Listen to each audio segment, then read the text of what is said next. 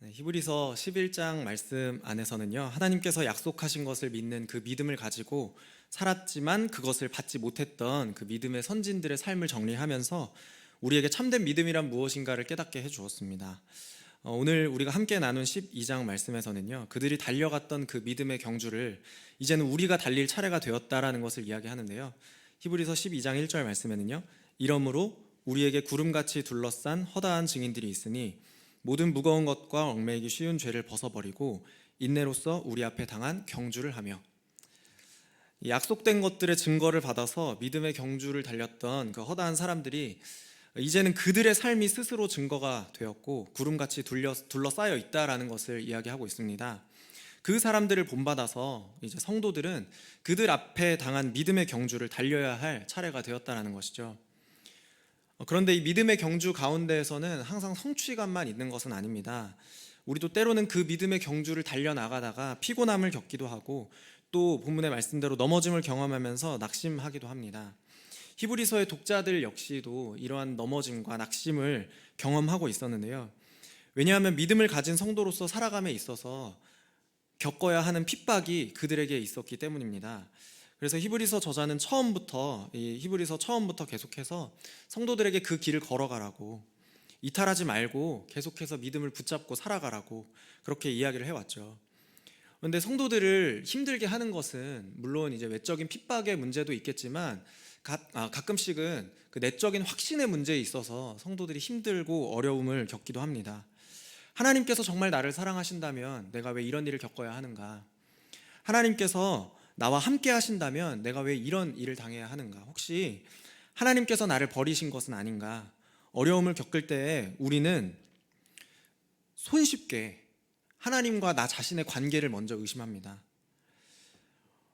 이러한 갈등은 여전히 우리의 삶 가운데에서도 존재합니다. 하나님께서 성도들의 삶에 그러한 환난과 고난 또 어려움을 허락하시는 그 이유는 무엇일까요? 정말 우리가 하나님의 징계를 받고 있기 때문에 그런 것일까요? 혹시 하나님께서 우리를 버리셨기 때문에 우리가 하나님의 징계를 받게 되는 것일까요? 오늘 읽은 본문 마지막에 12절부터 13절에는 그럼에도 그 징계를 당할 때에도 연약하고 피곤한 손과 무릎을 일으켜 세워서 계속해서 그 길을 걸어가라고 우리에게 권면합니다. 히브리서 12장 12절부터 13절입니다. 우리 같이 한번 읽어볼까요? 그러므로 피곤한 손과 연약한 무릎을 일으켜 세우고 너희 발을 위하여 곧은 길을 만들어 저는 다리로 하여금 어그러지지 않고 고침을 받게 하라. 아멘. 이 12절 13절의 말씀과 같이 오늘 예배 가운데에서 주님께서 주시는 그 징계 가운데에서 인내할 힘을 얻으시기를 바랍니다. 혹시 지금 이와 같은 환난의 때, 고난의 때, 핍박과 어려움의 때 혹시 하나님께서 나를 징계하고 있는 것은 아닌가라고 느껴지는 그런 삶의 이야기들을 써가고 계시는 그런 성도들이 계신다면 피곤한 손과 연약한 무릎이 고침을 받게 되기를 축복을 드립니다. 마치 하나님의 징계처럼 보이는 상황 가운데에서 하나님을 의지하는 그 믿음이 회복되어서 다시 끝까지 믿음의 경주를 달려나갈 그 위로와 격려를 얻으시기를 다시 한번 주님의 이름으로 축복을 드립니다. 징계를 수반하는 그 믿음의 경주를 달려나갈 때에 징계의 때를 인내하기 위해서 우리는 예수님에게로 먼저 시선을 고정해야 합니다. 징계를 인내하는 그 믿음은 먼저 예수님에게로 우리의 시선을 고정하는 믿음이라는 것입니다. 마치 육상 선수가 결승선을 바라보고 달려나가듯 우리의 믿음의 경주에서 우리가 결승선과 같이 삼고 또 바라보아야 할 분이 바로 예수님이라는 것입니다. 우리의 믿음의 완전한 모범이시고 최고의 격려가 되시는 그분에게로 우리의 시선을 고정할 때에 우리는 믿음의 경주를 끝까지 달릴 수 있을 것입니다. 특별히 징계와 같은 현실의 삶을 살아갈 때에도 예수님께서 이루신 그 구원과 그 믿음을 묵상하는 것이 우리를 계속해서 인내하게 만들어주는 힘이 될 것입니다. 히브리서 12장 2절부터 3절 말씀입니다. 믿음의 주요 또 온전하게 하시는 이인 예수를 바라보자. 그는 그 앞에 있는 기쁨을 위하여 십자가를 참으사 부끄러움을 개의치 아니하시더니 하나님 보좌 우편에 앉으셨느니라. 너희가 피곤하여 낙심하지 않기 위하여 죄인들이 이같이 자기에게 거역한 일을 참으신 이를 생각하라. 아멘. 히브리서의 저자는 오늘 징계와 같은 그 삶의 현실을 마주한 모든 성도들에게 첫 번째로 예수를 바라보자 라고 권면하고 있습니다. 왜냐하면 그분이, 그 예수님께서 우리가 가지는 그 믿음의 처음이자 또 끝이기 때문입니다. 2절 본문에서는 예수님을 믿음의 주 그리고 온전하게 하시는 이라고 소개하고 있는데요, 이 믿음의 주라고 평이하게 번역된 단어는 헬라어로 아르케고스라는 단어입니다. 이 단어는 이미 히브리서에서 한 번 다루었던 단어인데요, 히브리서 2장 10절 말씀에서는요, 저희 같이 한번 읽어보겠습니다. 그러므로 만물이 그를 위하고 또한 그로 말미암으니가 많은 아들들을 이끌어 영광에 들어가게 하시는 일에 그들의 구원의 창시자를 고난을 통하여 온전하게 하심이 합당하도다. 아멘. 여기에서 제가 강조한 창시자라는 표현이 바로 이 믿음의 주라고 번역된 아르케고스라는 단어입니다. 예수님께서 구원의 시작이 되시고 또 우리의 구원의 개척자가 되시고 구원의 선구자가 되신다라는 것입니다. 한편 믿음의 주 그리고 믿음을 온전하게 하시는 이라고 히브리서 12장 2절 말씀이 소개하고 있는데요, 이 온전하게 하다라는 단어는 성경의 다른 곳에서 이루다, 성취하다, 완성하다, 끝내다라는 의미로 사용되어서 히브리서 안에서도 여러 번 사용이 되었습니다. 정리하면 히브리서 12장 2절 말씀은 예수님께서 믿음의 시작이 되시고 창시자가 되시고 또 그리고 마침이 되신다라는 것을 알려주고 있는 것이죠. 예수님께서 믿음의 처음이자 끝이 되시고 모든 것 되시기 때문에 우리도 또한 그분을 따라가는 그 믿음의 경주 가운데에서 시작과 끝이 되시는 예수님께로 시선을 고정하는 것이 마땅한 일이다라고 이야기를 하는 것입니다. 인내로서 믿음의 경주를 한다는 것은 우리의 삶이 때로는 징계와 같이 여겨질 만큼 힘들고 또 어려운 고난을 수반한다라는 것을 잊지 말아야 합니다. 그러나 믿음의 시작과 마침이신 예수님께서도 인내로서 자신의 경주를 기쁨으로 감당하셨다라는 그 사실을 기억하면서 우리도 이 본문의 말씀처럼 그 믿음의 경주들을 계속해서 달려나가야겠죠. 계속해서 히브리서 12장 2절 말씀에서는요, 그 앞에 있는 기쁨을 위하여 십자가를 참으사 부끄러움을 개의치 아니하시더니 하나님 보좌 우편에 앉으셨느니라, 이렇게 기록하고 있는데요, 이 믿음의 경주에서 예수님께서 우리에게 모범이 되시는 가장 훌륭한 예시가 바로 이 십자가의 고난을 참으신 사건이라는 것입니다. 십자가는 예수님에게는 마치 징계와 같은 일이었지만 그분께서 십자가의 고난과 그 수치를 인내함으로 하나님의 기쁨이 되셨습니다. 예수님께서 십자가를 참으심으로 우리 믿음의 모범이 되신 것은 그분이 단지 십자가를 극복하시고 승리하셨다는 그 사실뿐만이 아닙니다. 그분이 십자가를 인내하시면서 가지셨던 그 태도, 다시 말하면 그분이 십자가의 사역으로 온전히 이루실 그 구원을 아셨기 때문에 주어진 현실을 인내할 수 있었던 것이 우리가 예수를 바라보며 모범으로 살아야 할 일이라는 것이죠.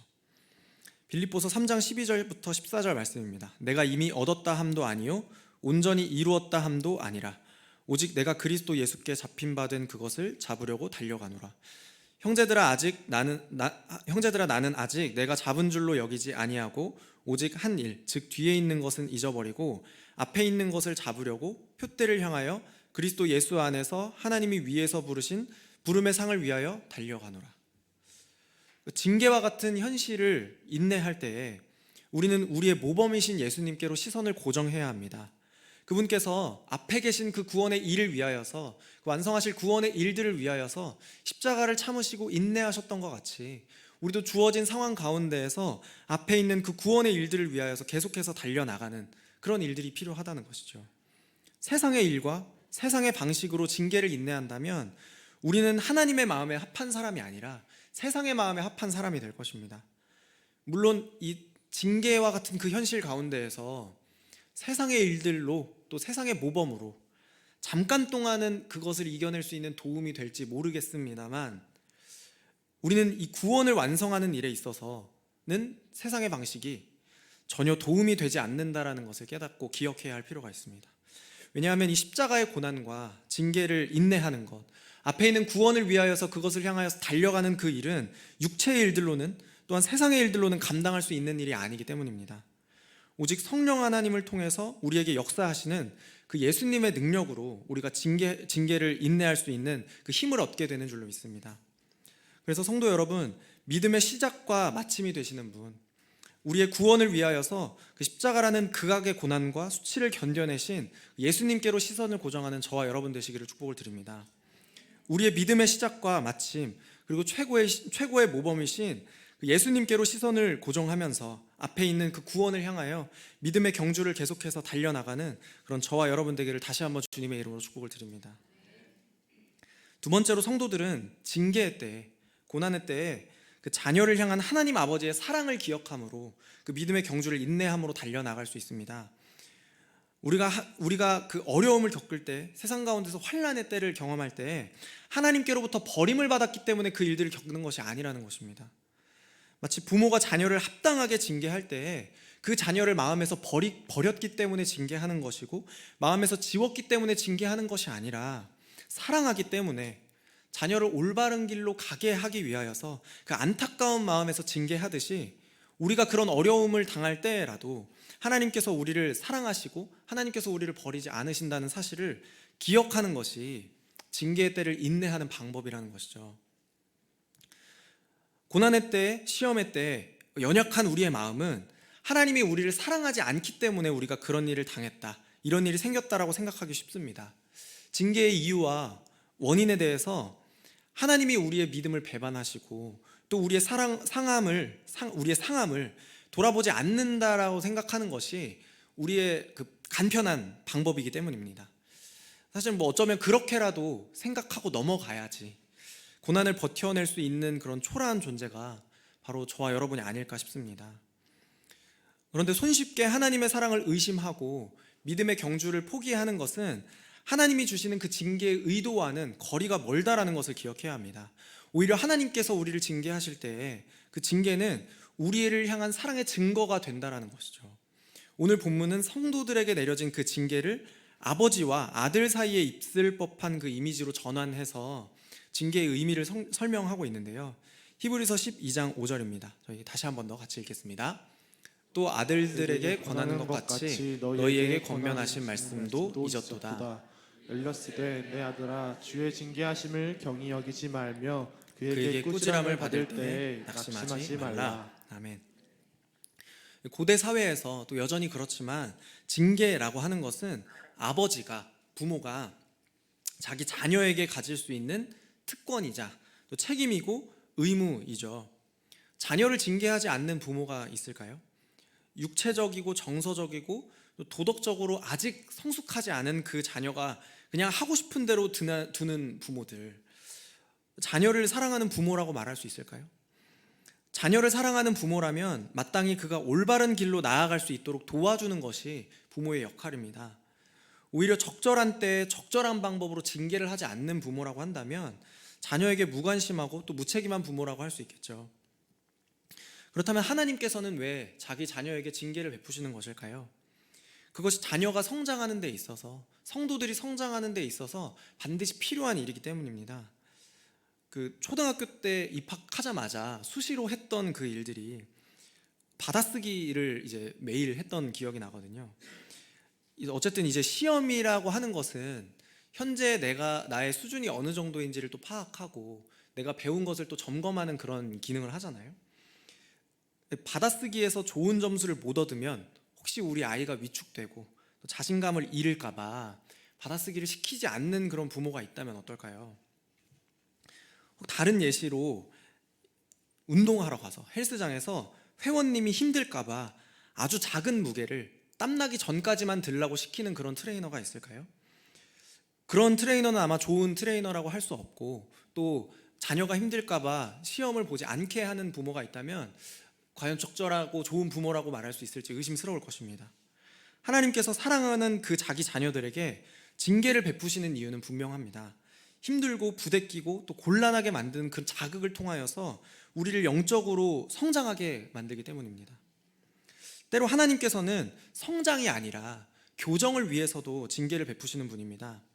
히브리서 12장 6절 말씀인데요, 주께서 그 사랑하시는 자를 징계하시고 그가 받아들이시는 아들마다 채찍질 하심이라 하였으니, 여기에서 이 채찍질 하다라고 번역된 단어가 마스티고라는 단어인데요, 이 마스티고라는 단어는 예수님께서 십자가의 고난을 당하시기 이전에 사람들에게 매질을 당할 때 사용됐던 그런 단어이거든요. 십자가에 못 박히시기 전에 아주 사람들에게 극한의 고통을 당하면서 채찍질을 당하고 매질을 당할 때 사용된 단어가 이 마스티고라는 단어입니다. 하나님께서 우리를 그저 품어주기만 하시는 분이신가요?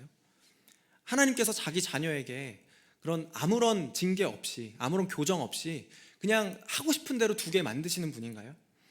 그렇다면 우리는 어쩌면 하나님을 잘못 이해하고 있는 것인지도 모르겠습니다.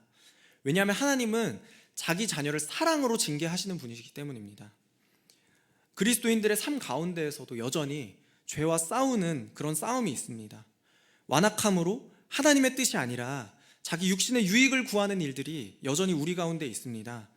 그럴 때 하나님께서는 자기 자녀들을 사랑으로 징계하시는 분이십니다. 우리를 괴롭히고 고통을 주어서 다시는 일어나지 못하게 만들기 위해서가 아니라 그 일들을 통하여서 우리가 경건하게 되어지고 더욱더 하나님을 의지하게 하시기 위해서라는 것이죠. 그렇다면 그리스도인들이 고난을 당할 때, 징계를 받을 때 우리는 어떠한 태도로 그 징계의 때를 인내해야 할까요? 그것은 자녀를 사랑하시는 아버지이신 하나님에 대한 공경과 순종으로 그것을 따라가는 것입니다.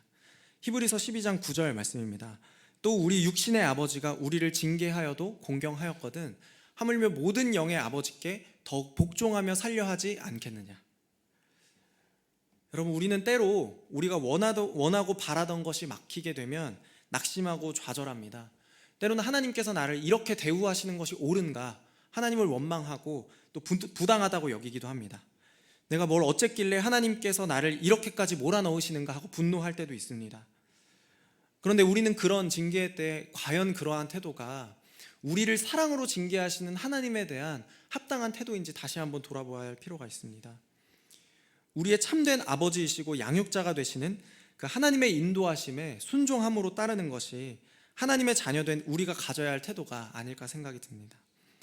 성도 여러분, 징계의 때에 여전히 그곳에 우리를 사랑하시고 또한 포기하지 않으시는 하나님을 신뢰하고 의지하시기를 바랍니다. 우리는 인생의 아주 잠깐을 보면서 살아가죠.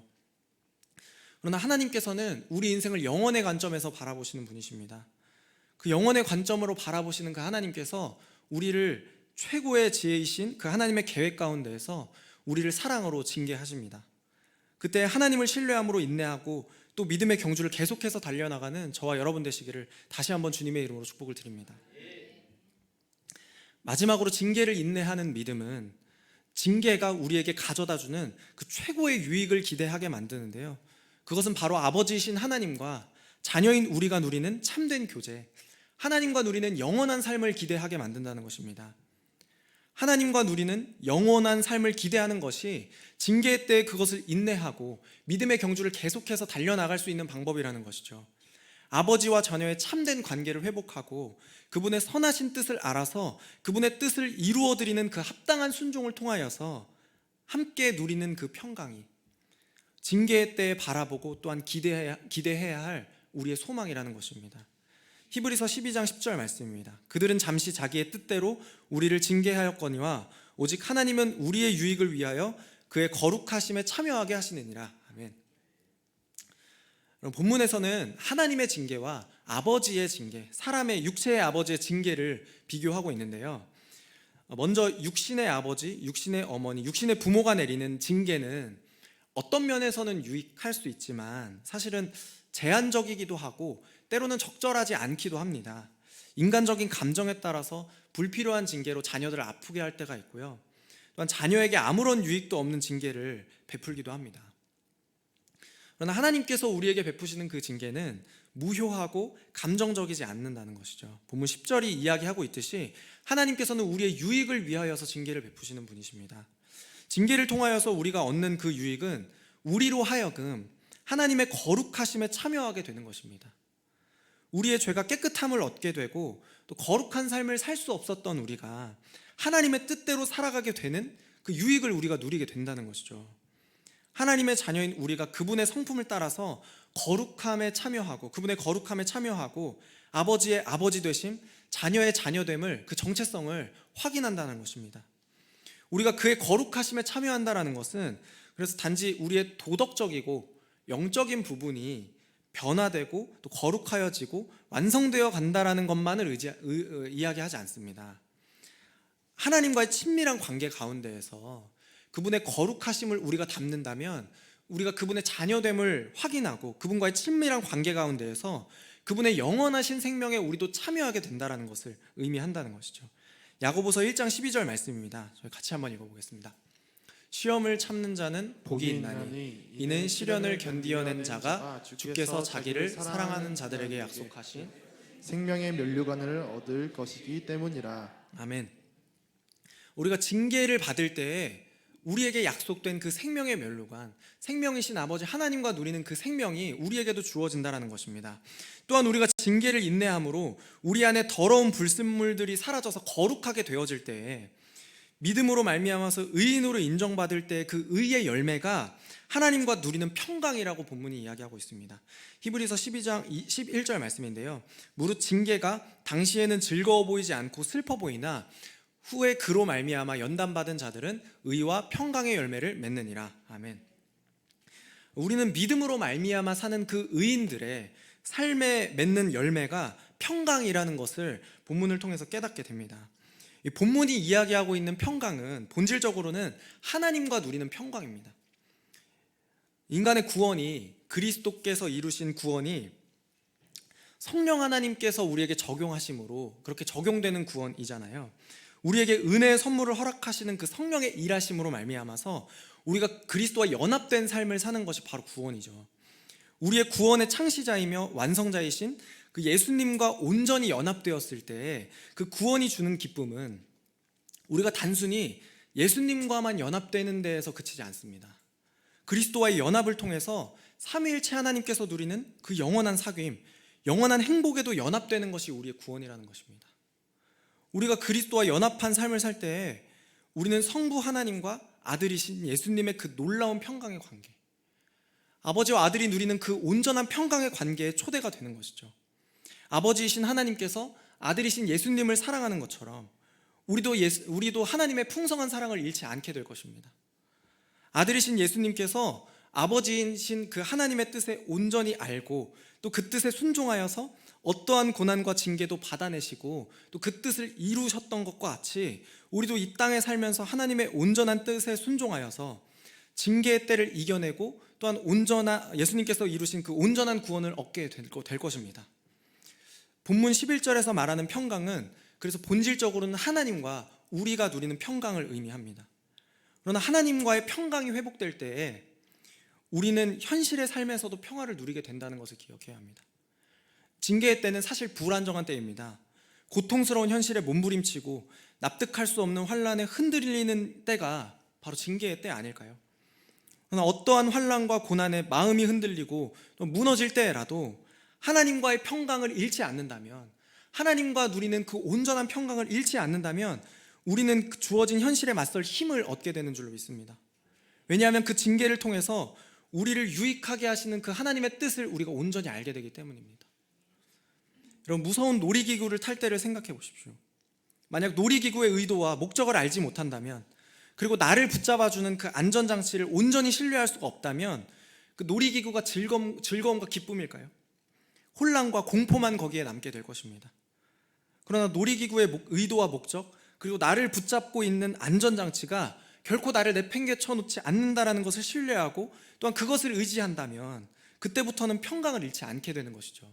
그때부터는 오히려 그 무서운 놀이기구를 즐거움과 기쁨으로 감당할 수 있고 또 오히려 그것을 즐거움으로, 기쁨으로, 평강으로 또 즐길 수 있게 되는 것입니다. 마치 이와 같이 하나님께서도 우리에게 주시는 그 평강을 회복할 때, 하나님과 우리가 누릴 수 있는 그 평강의 때를 회복할 때 우리도 또한 이 주어진 현실 가운데서 즐거움과 기쁨을 잃지 않게 될 것이라고 생각합니다. 사랑하는 성도 여러분, 그래서 하나님께서는 우리를 괴롭히고 싶어서 우리를 징계하시는 분이 아닙니다. 오히려 하나님은 징계를 통해서 우리를 유익하게 만들기 원하시는 분이십니다.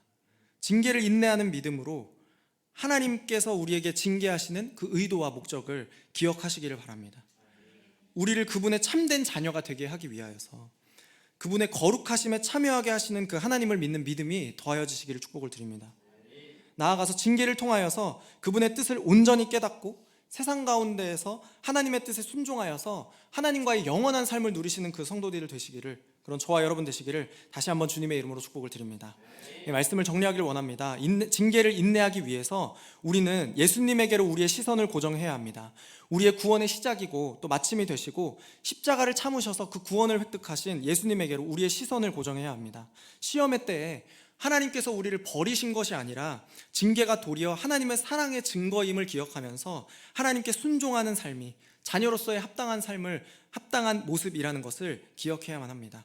또한 징계를 통하여서 우리를 그분의 거룩하심에 참여하게 하여서 영원히 그 하나님을 누리는 삶으로 초대하시는 그 하나님을 기억하시기를 바랍니다.